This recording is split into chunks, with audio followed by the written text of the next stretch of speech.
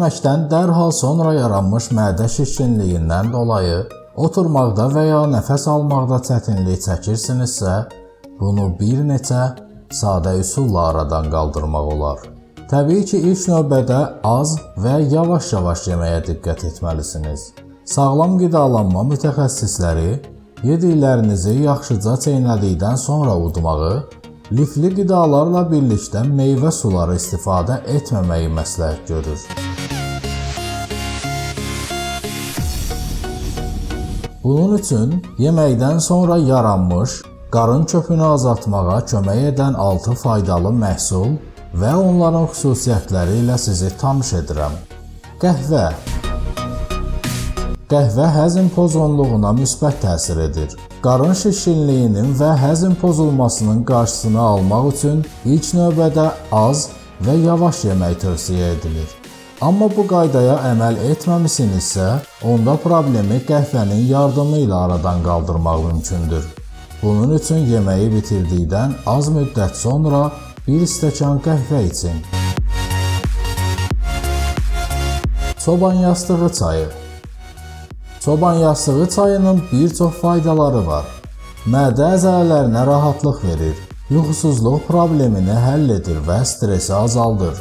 Yeməkdən sonra bir stəkan çoban yastığı çayı ilə qarın şişkinliyindən xilas ola bilərsiniz. Razyana çayı. Razyana çayı da həzm pozğunluğunu aradan qaldıran effektli dərman bitkilərindən biridir.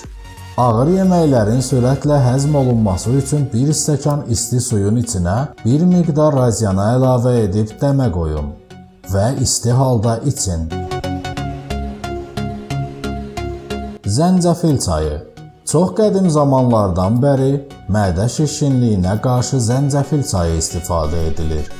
Lakin bu bitki çayını içəndə diqqətli olun. Çox miqdarda istifadə edildikdə həzm pozğunluğunu azaltmaz, əksinə daha da artıra bilər. Qatıq.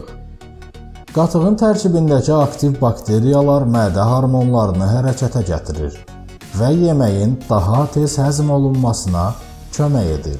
Odur ki, yeməkdən sonra qatıq istifadə edin, lakin soyuducudan çıxarıb soyuq halda yeməyin. İsti olması üçün bir qədər gözləyin. Ədviyyatlar.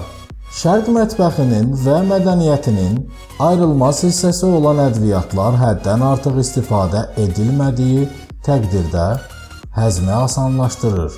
Mədənin turşu səviyyəsinin də hərəkətə gəlməsini təmin edir və qidaların daha asan həzm olunmasını təmin edir. Əziz dostlar, bu videomuzun da sonuna gəldik. Əgər videolarımızı bəyənirsinizsə, zəhmət olmasa kanalımıza abunə olun, videolarımızı paylaşın, like edin və komment yazın. Növbəti videolarda görüşənə qədər özünüzə çox yaxşı baxın.